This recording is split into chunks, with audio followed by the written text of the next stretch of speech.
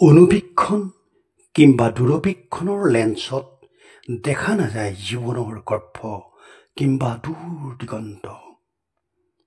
জীৱনৰ জটিল বীজগণিত কি ইমান সৰল? যিটো হাতৰে প্ৰতি মুহূৰ্তত অশান্ত কৰি ৰাখে এখন পৃথিৱীক, তাত সময়ক গিলি পেলোৱা এডাল ক'লা অজগৰৰ বাহিৰে একো নাই।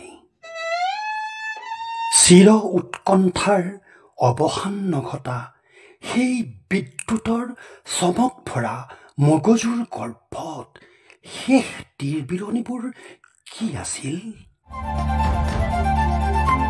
সেই প্ৰশ্নই পুৰি নিয়া মনৰ কাগজবোৰ জ্বলি জ্বলি হৈ যায় ছাই।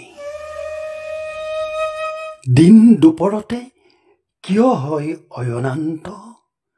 কিয় হয় বিনা মেঘে বজ্ৰপাত? কিয় নিস্তৰংগ হৈ যায় এখন নিষ্পাপ সাগৰ? কিয়? আত্মপ্ৰবঞ্চনাৰ নহয় আত্মসান্তনাৰ। দহন আৰু সহনেৰে বাট লওঁ কেৱল প্ৰেম, কৰুণা আৰু কল্যাণৰ।